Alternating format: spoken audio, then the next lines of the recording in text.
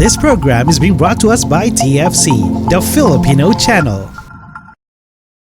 Ay, sobrang nakakakilig naman! And ang ganda na nakita talaga natin, in-depth kung paano nga ba talaga ginawa yung mga behind the scenes. Nakita natin dito sa Love is Colorblind. So thank you so much for making that for all of the fans. Now, Donnie and Belle, meron ba kayong gustong sabihin? Can you tell our viewers right now how to watch Love is Colorblind on IPTV and I Want TFC?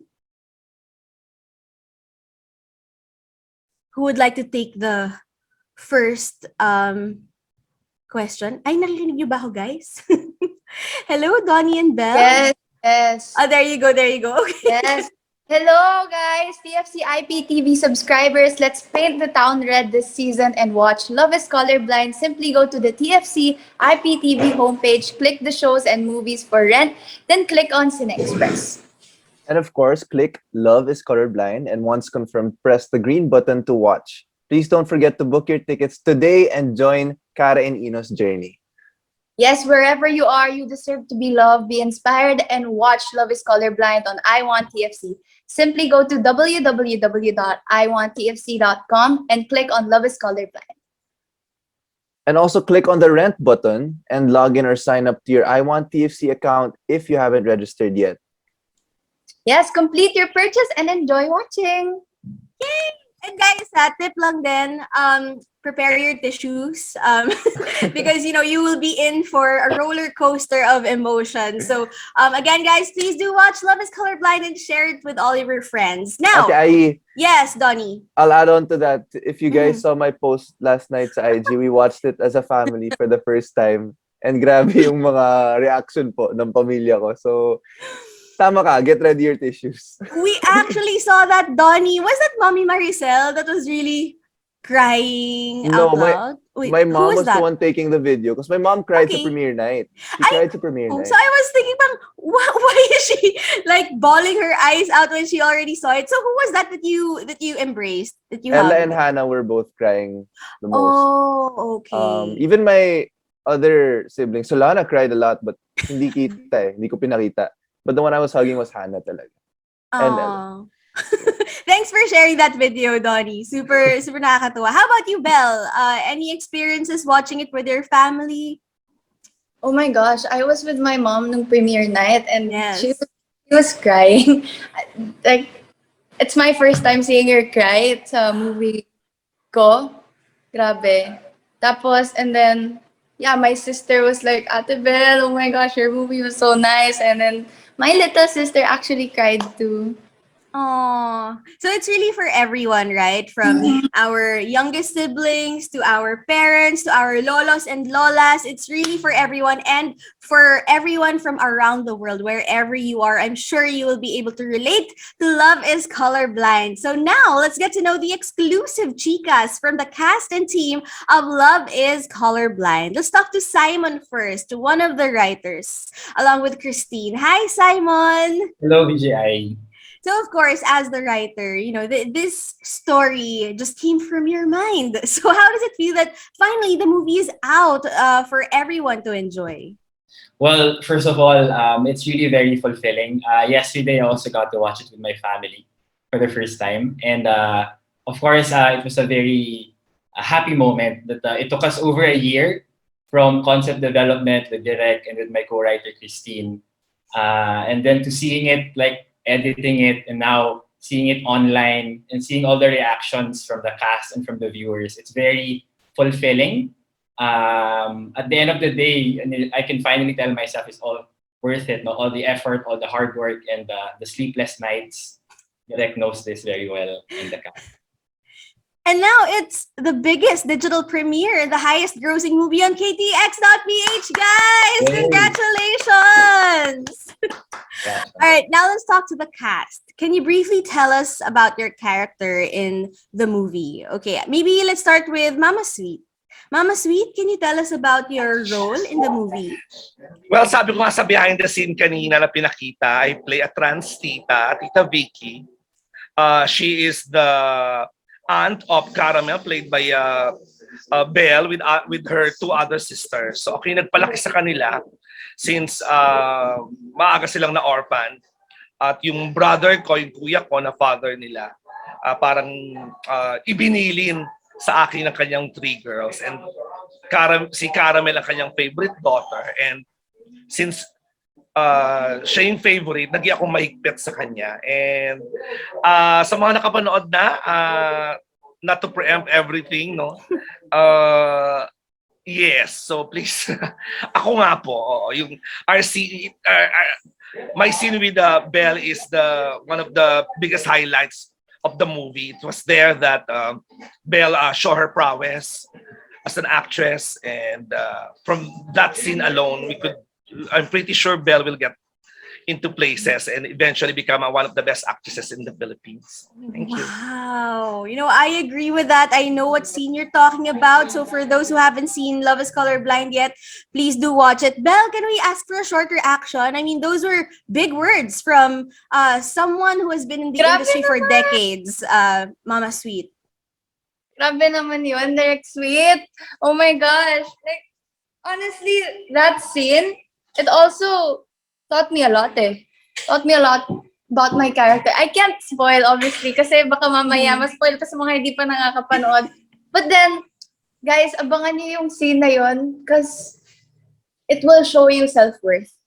Yes, definitely. Self-worth, self-love, everything that everyone needs to hear. So thank you for that, Mama Sweet. Now let's go to Angelina. Who is your character here? Can you tell us about her? My character here is Iris. Like it was said a video, she's an art curator, she's confident, and she's smart, and they'll get to know more about her in the movie. Okay, art curator, smart, beautiful as well, and someone who caught the eye of Donnie's character, Ino. Okay, now let's go to Esnir. Esnir, you are one of the revelations of this movie. You're someone we didn't expect to see on the big screen, from just TikTok on our phones. Now you're on the big screen. Tell us about your character.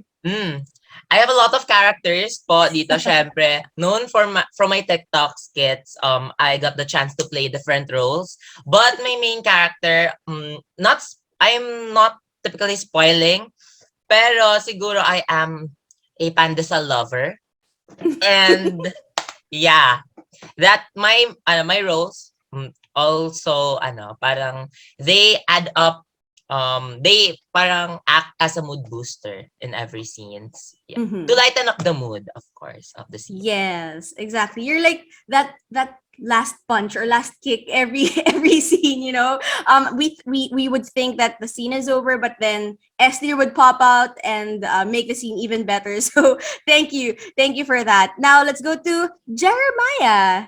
Okay, Jeremiah, this is not your first time to star with Don Bell, but now, you have a pretty similar role in their lives, as a third wheel. But how is this different from, He's Into Her? What is your role here sa Love is Colorblind? Ang pangalan ng character ko si Sky Bernardo. Siya ay writer at schoolmate niya si Ino at Cara.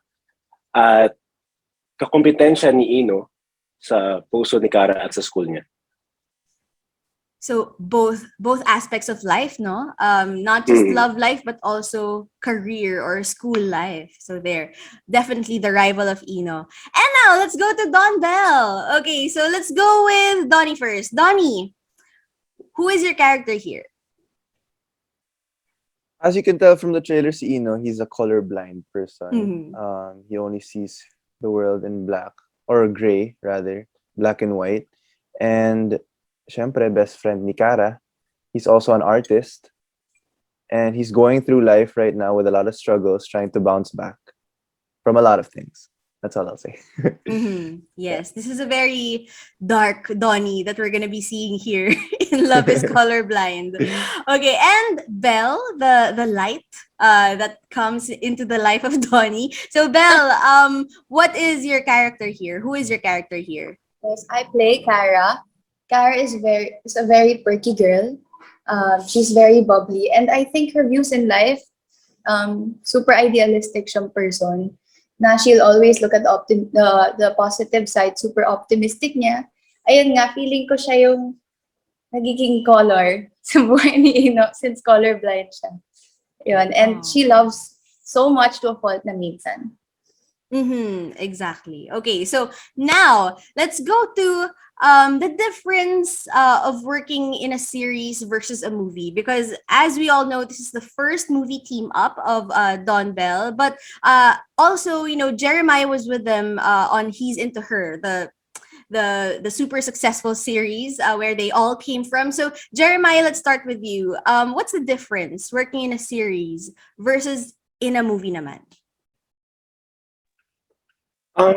Feeling ko mas maraming time sa movie, especially kapag binibigyan lahat ng angle kapag sa movies, every shot, tapos mas bibigyan talaga ng moment yung mga actors to be prepared. Yun ang nakita kong difference. So mas na-enjoy mo ba yung movie or yung series? Saan mo mas gusto? Mas gusto mo ba yung more time or yung mas medyo tight sa time? Mas na-enjoy ko yung movies. Movie. Okay. Uy, so more movies po for Jeremiah. All right, how about Donnie and Bella? Let's start with Belle naman. Belle, what's the difference for you personally sa series tsaka sa movie? Well, VJI, both kasi mayroong challenges. But I think yung difference lang sa movie and sa series. Sa movie kasi bawat scene talaga important. Talagang unlike sa series, let's say, pwedeng ma-drop tong scene na to.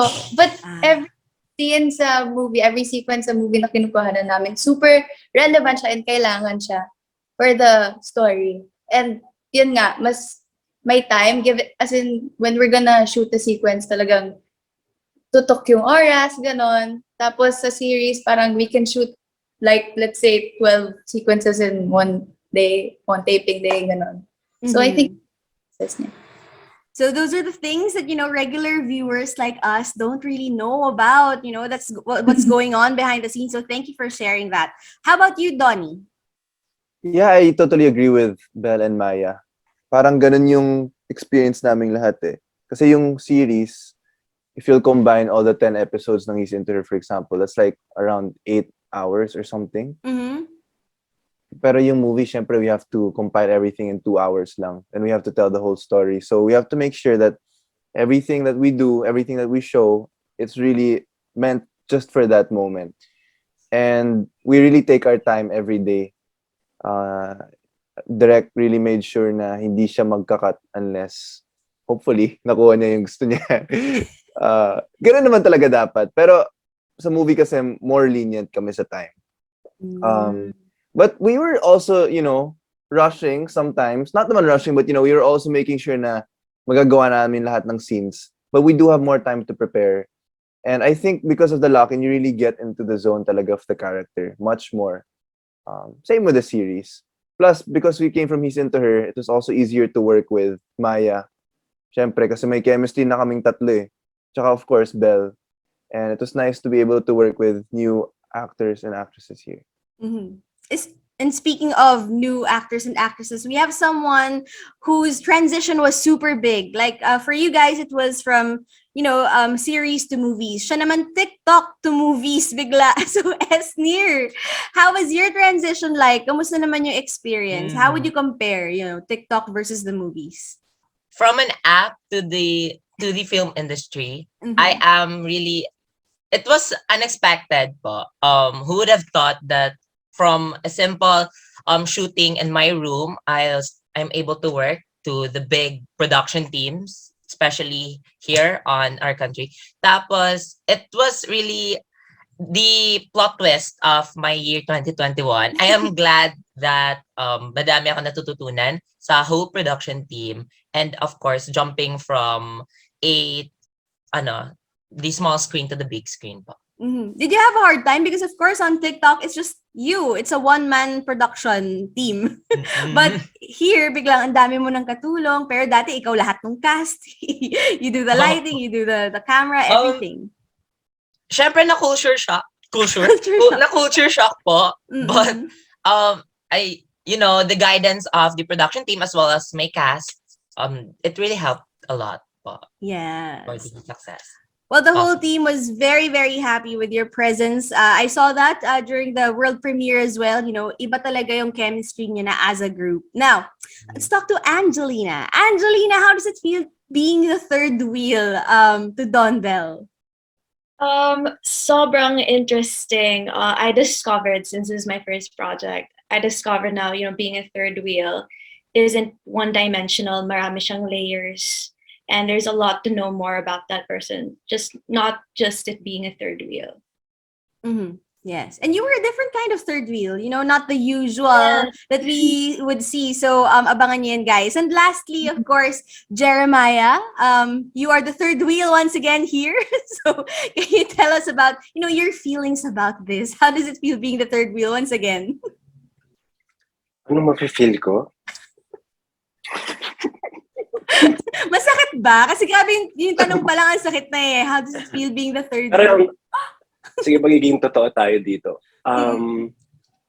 Dahil naranasan ko na yung ilang projects na third wheel, hindi napipili.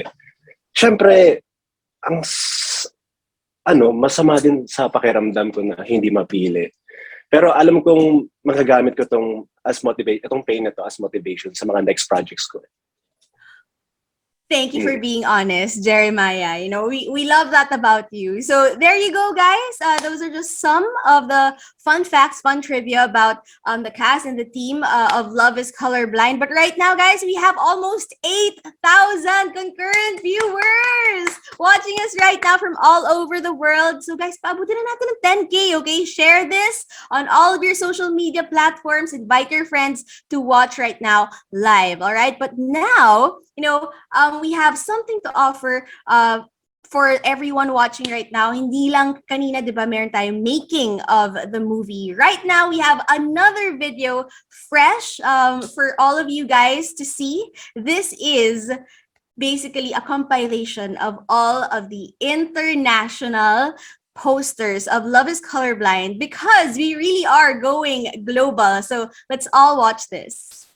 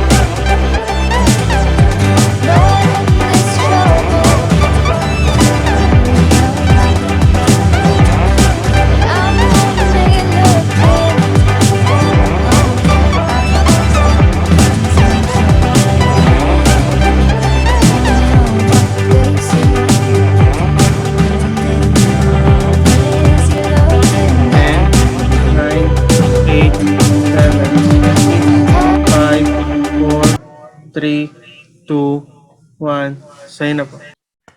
Oh, grabe no, mas nakaka-feeling global talaga once you see the posters with different translations, with international translations. What did you feel while seeing these posters, Donnie and Belle? Belle, ikaw na mauna. BJ, you know what? I totally agree. Iba talaga yung feeling. Kapag nakita mo na yung posters, like, wow. Wow, we're global, guys. It sinks in, right? Yeah, That people of different nationalities will be watching your film. Now, Donnie, how about you? Yeah, parang we're going back to she's into her vibes kasi ganun din yung feeling nung nilabas nila yung lahat ng international posters. It's pretty cool, the feeling's still the same. It's like a parang a dream. Yung mga hindi taga Pinas lang yung manonood din ng Love is Colorblind. So, which is so cool because not just Pinoys naman can relate or people from the Philippines. It's a movie for everyone all over the world. So, I'm sure they will all enjoy it, hopefully. Exactly. So, to everyone who has mga kamag-anak or relatives or friends from different countries, share to them this beautiful movie, Love is Colorblind. It can be seen from different parts of the world via ktx.ph and different other platforms. Now, As I said earlier, we have invited press from all over the world as well. So I would like to open the floor now for their questions for the cast and the team. So first up, we have Nikki Arambolo from Arambolo Live. Nikki, please turn on your camera and unmute. Hi, Nikki. Hi, VJI. Hello, everyone. My name is Nikki from Los Angeles. First of all, congratulations to all of you on the success of the film. It's only been a few days, but it's already doing so well. My first question is, of course, for Belle. Is there any memorable behind-the-scenes story from the filming that you could share with all of your fans? Hi, Nikki. Okay, I'll start because I think Belle's still thinking. Okay. I think one of my favorite scenes to shoot was the rain scene. Oh yeah. It was my first ever time doing a rain scene, actually. Wow. And I didn't even know how they did it. So I only found out there na ganun pala yun. Actually, guys, that was real rain. We waited for it to come down. Seryoso? Seriously? No, I'm just joking. Ay, nako, Donato.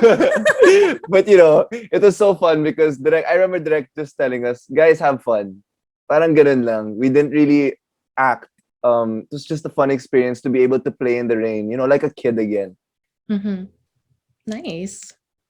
Hi, Nikki. Yeah, I totally agree. That was one of my favorite scenes too. And the other one, I guess, is you know the accident scene, almost accident scene. Yeah, It was yeah.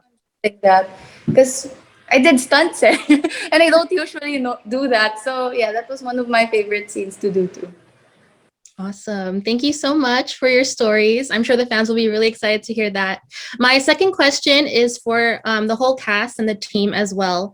It's kind of a fun, weird question, but out of the 5 senses that we have, to see, to taste, to hear, to smell, and to touch, which one would you be okay to live without and why? To live without. To live without, yeah. Oh my God. We can start with Direct. Hello po. Hi, Nikki. Hello. Nahirapan parang pang Miss Universe. Diba? Oo. Saktong-sakto. Well, I mean, definitely not touch for me because my love language is touch. So, eyes, I smell. I think I'll go for the sense of hearing. Okay. Yeah.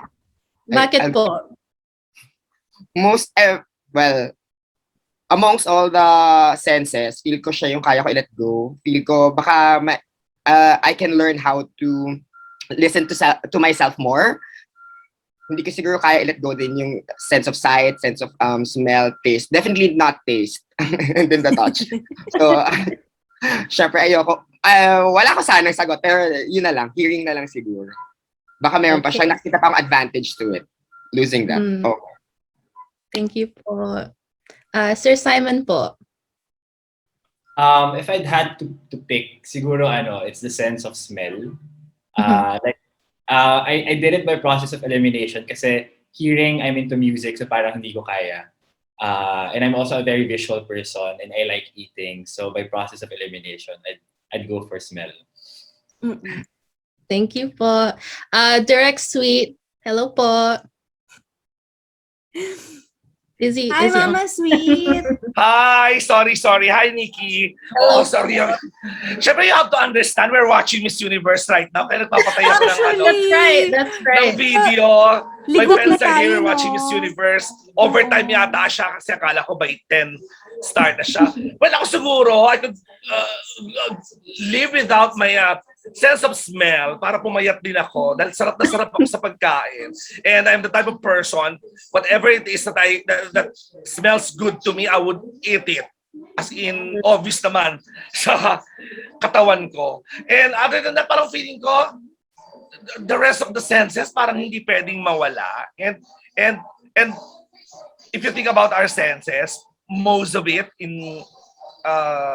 affects our emotions towards other people, to our friends, to our family, and to our loved ones. Na pag wala yun, there's a very big possibility na kulang yung pagmamahal mo sa isang tao as compared to the sense of smell. So, diba, na-enhance na yung pagmamahal mo sa ibang tao, nakapag-diet ka pa. Thank you. I love that answer. Salamat po. Esnir. Hi, Nikki. Char. Hello. Ano po, basically, I think it's the sense of smell also because it is parang an average person doesn't need ano. I mean, it is not useless, but ano, it's parang if you let go of it, we can still survive without the sense of smell. It may have different parang smell plus the taste, but you know, smell is parang the least ano for me, least my least important for me. Okay. Definitely got the sense of touch and also the taste kasi I will miss the papa bread. Oh, but yeah, yun. Okay, but let me just add to that. No, of course, we can still survive even without the other senses. No, we have many strong mga kababayan who have lost some senses also. Mm-mm. But for Esnir lang, yun yung I guess pinakamadali for him, di ba? Tama. Okay, go ahead, Nikki. Jeremiah next, please. Hi, Nikki. Siguro hearing para makapag-focus ako sa goal na gusto ko or sa path na gusto ko. Kasi minsan, mas nakikinig ako sa mga sinasabi ng ibang tao. Tsaka nadidistract ako. That's true. That's true. Thank you. Angelina. Hi, Nikki. I think I'd choose the sense of smell since I feel like that's what matters the least to me aside from the other senses since I feel like they matter a lot when it comes to connecting with other people, especially sense of touch and hearing. Yes, true. Thank you. Belle, please. Oh my gosh, I'm actually still contemplating right now. Up to now? Ganun Yeah. kahirap? But Oo. I think everyone answered, almost everyone here answered smell. So I guess I'll go for smell. Because, yeah, I don't think I can live without, not having my eyesight, my sense of touch, other senses. But yeah, I think I can live without the smell. Okay. Thank you. And of course, Donnie. I'd also choose smell only because I have allergic rhinitis. So most of the time, clogged talaga yung ilong ko. Alam ko yung feeling. So I can live naman. Okay. Yeah, that makes sense. Again, thank you all so much. A quick congratulations to you, Belle, for your album. It's doing so well. I love it. And of course, Jeremiah, for your new movie, Love at First Stream. I'm excited to see that too. Again, thank you, everyone. Congratulations. Thank you, Nikki Arambolo from Arambolo Live, joining us from Los Angeles. And now we have someone again from Kumu, USA naman, from Hella Rhea. Hello, Rhea Paulos. Hi, greetings from the San Francisco Bay Area. Congratulations on Love is Colorblind. I just finished watching it on I1TFC, and all I can say is now my favorite Filipino movie. Yeah, it's so good. There are a lot of lessons that you can learn from this movie. So my first question is for Donnie. So many audience members could relate to Eno where they encounter hardships while experiencing grief. How do you see Eno being an example on how to overcome grief and adversities that life throws at them? Wow, what an amazing question. Hi, Rhea. Hi. Thank you so much for appreciating Love is Colorblind. I think the biggest thing I've learned from Eno is no matter what your situation is, no matter what you're going through, you don't let that dictate your view on life. We're all going through so many things, and there are times when you really feel like you can't get up on your feet. And it, like, I won't spoil, but there are times when Eno himself, he's contemplating what he'll do for that day. So I feel like you need also a good circle of people, to tell you that you're worth it, that you're unique, that you're loved, and all those things. But more importantly, you within yourself, you have to know that you are enough. And that if you have struggles, you can go through them, you can pass them. You just need to have hope and never give up. So with Eno, that's something I learned. It's despite everything he's going through, he chose to keep walking. And he chose to try his best to find himself again. Oh, I love it. Thank you so much. Definitely You guys note that. But my second question is for Belle. Gara is someone who's very optimistic, persistent, and cares for anybody that she loves. In regard to romantic relationships, your character in the movie is in a situation where she gives her all to the person she admires. What advice do you have for those who are in a similar situation as Kara? Okay, my advice: leave some love for yourself. It's okay to show affection for that person, but if that person doesn't reciprocate their love towards you, that's fine. That doesn't validate you. Only you and God can validate you. Wow, straight up facts. So thank you so much. Congratulations on Thank you. Love is Colorblind. And thank you and happy holidays. Happy holidays to you too. Thank you so much, Rhea Paulos, joining us from Sanfo or San Francisco Bay Area. And now let's go to Toronto, Canada.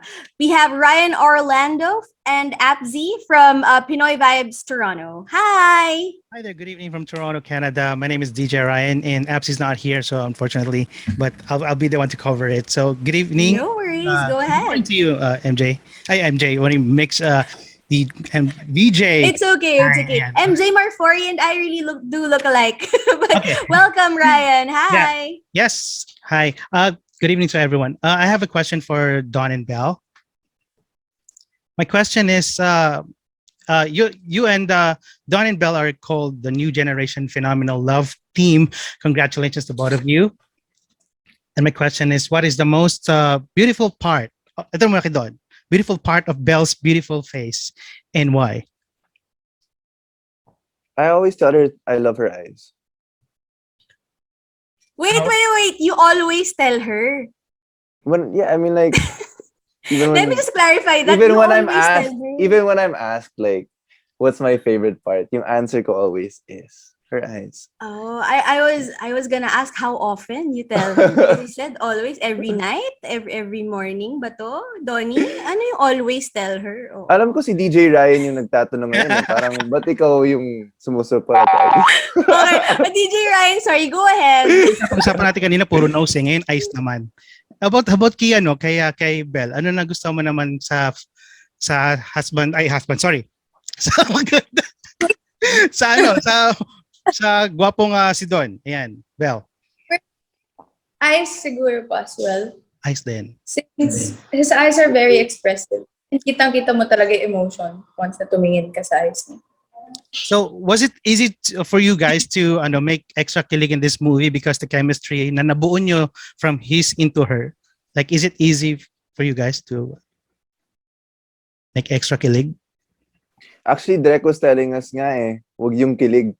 Kasi I feel if you feel your characters and you feel the scene, it will just come out naturally. But if you really try to like show kilig, makikita rin ng mga tao that you're trying to show that emotion. Diba, Direk? So we really made sure to just stick with how genuine our characters were and just trust it, you know. Kasi may mga videos na off-cam na nakikita ng mga super fans nyo at super kilig sila na super sweet din kayo off-cam. Ano yung isa sa mga nakita nyo sa isa't isa na nagustuhan nyo during the shoot? Like yung kung ano yung mga ginawa na memorable sa inyo? Let's start with Belle. Lahat po ng shoots namin together, especially here sa Love is Colorblind, yung support niya. Iba yung support niya ngayon. Like, yung support niya ngayon, grabe naramdaman ko talaga. Because both of our characters are very complex. And kami, sa isa't isa kami nakakahugot. So, yung suporta na yung wow, tumatak sa akin. Belle? Don? Yeah, I would agree with Belle. You know, it's not easy every day playing the same character because sometimes parang nami-miss mo rin yung sarili mo. Yeah. So there are times, you know, I open up to her then I'm like, I don't know how I'm gonna do this scene. I'm kind of tired. Yung mga ganon, and we're always there to make sure that we give each other that energy needed or something like a certain emotion that would require us to do the scene well. So, you know, we really felt that all throughout the movie shoot.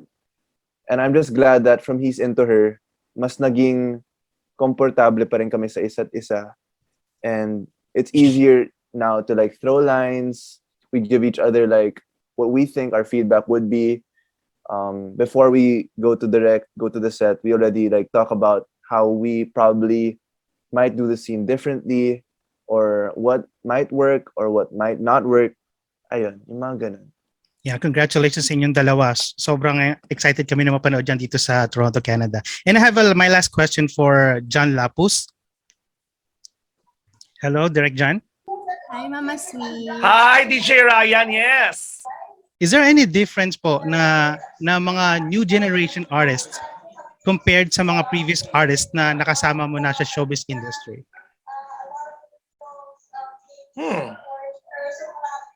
Wala naman, especially my experience with Donnie and Belle. Sabi ko nga doon sa press ko namin the last week na Donnie and Belle reminds me so much of Katniel. Tama, parehong-pareho. Like Donnie, si Daniel comes from like Daniel, Donnie comes from a showbiz family. So, parang feeling ko lahat ng mga artista na ang mga parent ay artista din. Parang, I don't know, nakikita ba nila yung proper decorum or binibreak ba talaga sila intentionally ng mga magulang nila? Kasi, alam mo yung nandun yung respeto, alam na kung paano kumilos, alam yung proper decorum, bumabati sa mas senior actor sa kanila. Kasi yan yung standard yan na, well, ngayon, tinuturo na yan ng Star Magic kasi most mga baguhang artista, hindi alam yan kasi nga, well, ang explanation, nahihiya. So, yon. So, on the part of Donnie, on the part naman of Belle, she really reminds me so much of Catherine, tahimik, pero pag take na, nandun yung energy, mahusay, nagpe-prepare, hindi maarte. Alam mo, I've worked with many stars, teen stars in particular, na yung before the take, hawak pa yung cellphone, harot ng harot, chika ng chika. So true enough, pagdating ng take, ano nangyari? Take 2, take 3, take 4, hindi memorize ang script. But in all fairness sa Don Bell, ito naman ang difference nila doon sa mga prior love teams or other artists na nauna. We have to understand na Don Bell became famous on the time of pandemic. Hindi nila nakikita ang kanilang mga fans. All their fans are all virtual. Saka naman nakakita ng virtual fans na binibigyan ka ng billboard all over the world. Saka naman nakakita ng number 1 sa online streaming itong pelikulang Love is Colorblind. To think na hindi pa sila nakikita. So ang feeling ko, technically it's a disadvantage kasi nung araw yung mga fans pag nakita nung araw yung mga artista pag nakita nung fans in person tsaka pala yun ang gwapo pala niya, ang ganda niya pala sa personal, idol ko na ito. We have to understand and we have to remember ang Don Bell hindi pa sila nakikita in person ng kanilang mga fans. So ang feeling ko ang Don Bell na ma-manifest ang kabutihan ng kanilang mga puso, ng kanilang mga ugali, and of course their talents na ma-manifest sa screen, sa monitor, sa cellphone, which is very different from the past. And I think that's a very good quality ng Don Bell. So if there's, to answer your question, yun lang yung difference nila sa mga nakaraang love team. Wonderful answer. Thank you so much, Sweet. Thank you po. Thank you, Welcome. DJ Ryan Orlando of Pinoy Vibes Toronto, joining us from Canada. That's an interesting take, Mama Sweet. Totoo nga, what more pag nakapag-tour na sila, di ba? Nag-mall tour na sila, talaga nakikita na sila ng Correct. fans together. Alam mo, BJI, meron ng may mga nagpaparamdam na sa social media ko. so ang Star Magic artist po kami ng Don Bell. Oo naman, sige po, go, dalhin nyo kami dyan sa bansa para makita nyo ang Don Bell in person. I would love to guest and direct na rin yung show nila. Well, of course, I did guest naman for the global shows, live shows ng Katniel at saka ng Kim C. So, might as well isama nyo na ako. Ayan. Yes. Star Magic for inquiries. I-level up na natin yan from billboards to, talagang in-person guesting. Galing po natin ang Don Bell dyan. Yun ang feeling ko ngayon DJ, ay yung ngayon atat na ang mga fans ng Don Bell to see them in person. I'm pretty sure kung nakuha nilang magpa-billboard sa Times Square, kasalukuyan sila nag-uusap ngayon, nag-aambagan just to produce a live show, just to see Don Bell. And yes, isama niyo po ako. Baka kailangan niyo rin po ng host. Naman. Ngayon naman, pumunta naman tayo sa isa pang member of the press, member of the international press who joined us today. We have Adrian Pangilinan from the San Diego, Philippines Filipino Cinema and the PhilAm Film Collective. Hi, Adrian! Hello, parang nabudol ako ng konti sa sudden. Hello, how are you guys? Joining us from Adrian, where are you right now? I am in San Diego. I'm in San Diego. So we went from San Francisco, LA to Canada to San Diego. So we're back to the San US. Diego. Diyan yung Comic-Con, diba? And, you know, Yes, it's the land they just of had Legos. Yes. Yes, ang daming ganap dito. Pero no, VJI and TFC ABS-CBN, thank you again for having me. Maraming salamat. So actually, my first set of questions will go to Angelina at kay Jeremiah. All right. And that question is, drum rolls, charot, is, from what I've noticed, how does it feel na you guys are being given these opportunities, these great opportunities to have these roles that really allow you guys to shine and to be the third wheel, you know, like what VJI emphasized earlier, of this up and coming new gen phenomenal love team. Angelina, do you want to go first? Okay, I'll go first. Sobrang grateful po. I'm really grateful to be able to showcase my character not only as a third wheel, but to also showcase more of her character, more of Iris, because in the movie it won't. They'll see, but in the movie, she's more than just a third wheel. And I feel like that's it's really interesting for them to see. Yes, thank you. What about you, Jeremiah? Sobrang grateful lang ako dahil meron kaming trabaho at grabe, naging part ako ng first movie ng Don Bell. Yun lang talaga dahil lang sobrang best na ako. Okay na ako doon. Yes, salamat. Pati I'm sure you guys have noticed, but madaming artista na who've like risen above. They all started there in the roles that you guys have now. So, you know, the fact that you guys have these opportunities, you know, it's really to your advantage to, you know, become better at your crafts and your career. So, thank you. Salamat, Adrian. Thank you. Okay lang. Okay, so sorry. Na-starstruck ako ng konti, pero my last set of questions actually will go to kay Donnie, kay kapatid, pati kay Belle, and that question is... Oo nga, Pangilinan ka rin. Yes, Kaya pala Pangilinan. kapatid. Okay. Hello, Sir Kiko. Charot. So that question is, you guys have been in the industry for a little bit, and you guys have had, you know, the opportunity to play many, many different characters. And as someone that is really interested in the art of acting, I'm curious to see, like, or to hear, like, what is your thought process on immersing yourself into the characters of Kara and Ino, which is clearly very different than you know, your characters from He's Into Her. Donnie, do you want to go first? Hi, kapatid. Thank you so much for that question. I think a big part talaga of playing anything is really immersing yourself in that character. Mm-hmm. And that lock-in situation really helps kasi sobrang focused ka sa character mo. You don't really think of a lot of stuff. Sometimes, mahirap ako kumalas. Nafe-feel ko na si Ino pa rin ako. Even after a scene, like, sobrang affected ako. So parang, nafe-feel ko na si Ino pa rin ako. Even after shooting Love is Colorblind, it took me a few weeks to, like, really slowly get back to my normal pace. I remember we had a shoot for something, Belle and I, and then we were still calling each other Kara and Ino, but that wasn't our characters anymore. It was just coming out, like, naturally kasi nasanay na kami. So, you know, that just comes to show how much we really immersed ourselves in our characters, and with the help of everyone, the crew, the cast. I think it was a big part of why we really felt the scenes. Because I really felt like I was playing someone else, not myself, you know. Yeah.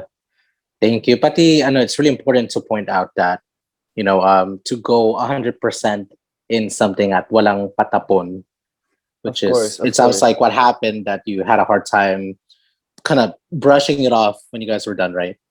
Yes, and I even made sure na even with Direk sa mga scenes ko, if like there was still something I could give, I would ask Direk, baka pwede itry ko pa ng isang beses. Tapos si Direk sobrang supportive naman.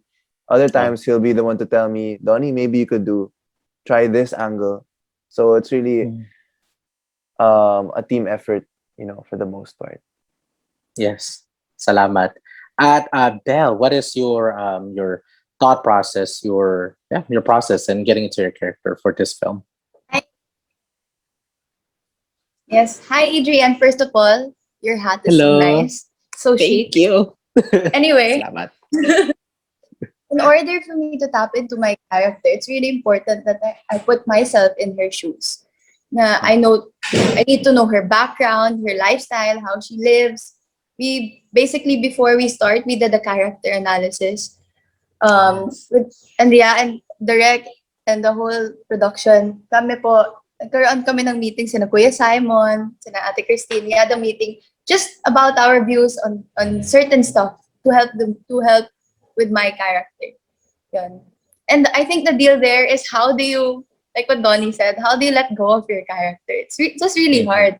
I think, Donnie, we can say na it was for his into her, that scene. Remember that trailer we did? That short teaser we did? It was so hard to let go of Kyra, because that time I was still Kyra when we were shooting. So tinatawag ko pa rin siyang Ino that time. Wow. Yeah, from what I saw in the trailer, I think like physically I see you guys. But then like when you really look into when you look deep enough, you see the characters of Kara and Ino, which, was really impressive, so yeah, I guess that's it for my question. And thank you guys so much. Congratulations. There you go. Congratulations. Happy holidays and Merry Christmas. Stay safe, everyone. Thank you, Adrian. Thank you, Salamat. Adrian. All right, now before we continue on with our friends from the press, we have some questions from Twitter. By the way, guys, keep on sending your questions. Use the hashtag LICBGlobalCon para makita namin yung questions niyo, okay? So now we have a question from Twitter. This is for Esnir. Esnir, what life lessons have you learned and can apply in real life? This movie taught me a lot of lessons. Basically, the main lesson that it taught me is to love ourselves. That is parang super nakita ko talaga dun sa movie. It's basically loving yourself more before you like love others. Kasi 'di ba, we keep on giving love, tapos usually we forget ourselves na. So, yes po, that is my greatest lesson that I've learned on the movie. All right. Thank you so much, Esnir. That question actually came from @Belle Dons. Now, Belle, we have a question from Johan Kind for you. Sabi niya, what lesson did you learn as Kara and how will you apply it in real life? Wow, a lot. I learned a lot from her. But I think the biggest thing na natutunan ko sa kanya is acceptance and self-worth. Yeah, and I think anyone here can, relate to that naman and apply it. That's true, yes. Oh, abangan nyo talaga yung scene na yun, guys, when Kara learns her self-worth. All right, now this next question is from Facebook. It's from Joy Caparas Lugos. Hinihingi niya ang reaction of Angelina and Jeremiah about fans pushing the Jel Maya love team. So what are your reactions on this? Angelina, you go first. Are you aware? That's really unexpected kasi yung mga characters namin were not even connected in the movie. I don't think we even interacted much. But grabe yung mga reactions ng castmates mo. Donnie is covering his face. Esnir also was shocked. Oo, parang may something ba na hindi kami alam? We're all just friends. What? Wala, sobrang na-appreciate lang namin sila. And grabe yung effort and support sa pag-promote nila sa amin. Mahal namin kayo, Jalma. Wow. Okay, so at least aware kayo may Jalmaya na fans. So na-appreciate nyo sila. Okay, but if ever ba, are you open to like doing a project together? Na may interaction na yung characters nyo, basically? Oo naman, di ba? Why not? For work. Yeah. Clear na clear for work. Okay. Sige, thank you guys. All right, guys, keep on typing in your comments, your questions, and use the official hashtag LICB Global Con if you have questions for our cast and team. Okay, now let's have our next member of the international press. We have Bradford Atkins from Philippine News Today. Hi, Bradford. Hello, everyone, and good evening from California. Oh, hi. Oh, are you from LA? I see your name. LA, Opo. California. Hi, Brad. Okay, what is your question at para kanino? Para kana Don Belle, Okay. I saw the movie, I paid for it. The first lines in the movie go like this: "You will know love when you see colors you've never seen before." To Donnie and Belle, have you ever seen colors before? Why yes or why no? Ibig sabihin kung na-in love na ba kayo before? Okay. Na-in love na raw ba kayo before? Kasi you've seen colors na hindi niyo pa nakikita before. Mm. Yun yung line ni Arnold Rivera sa beginning. Yes. Well, ako po, yes, I have. Like, being in love doesn't just go relationship-wise lang naman. Yung relationship naman yun, it can go with your family. So yeah, I've seen colors I've never seen before when I'm with my family and with my loved one. True. That's smart answer. O, si Donnie naman. Yes, of course. And we say this a lot, even sa mga interviews, that going through this movie, love in itself is a color Oh, nice. that you will feel. Yeah. That's nice. My second question goes to Jeremiah. I enjoyed hissing to her. I enjoyed more Love is Colorblind. Tapos, na-realize ko, looking at both movies, of all the male actors, ikaw yung parang equal ni Donnie. Parang height for height, mano in mano, face for face. Ngayon, anong dating nun sa'yo? What are your thoughts on that? Na parang lagi kang tinatapat kay Donnie Pangilinan. Compliment yun. Siyempre, guwaping si Dons. Oo. Okay. And magaling na actor si Donnie. Compliment para sa akin. Thank you. Very honest question. Ay, answer. Ano sabihin ko, nag-enjoy ako sa movie, nung nag-enjoy ako sa Listen to Her, na-inganyo ako panoorin Love is Colorblind.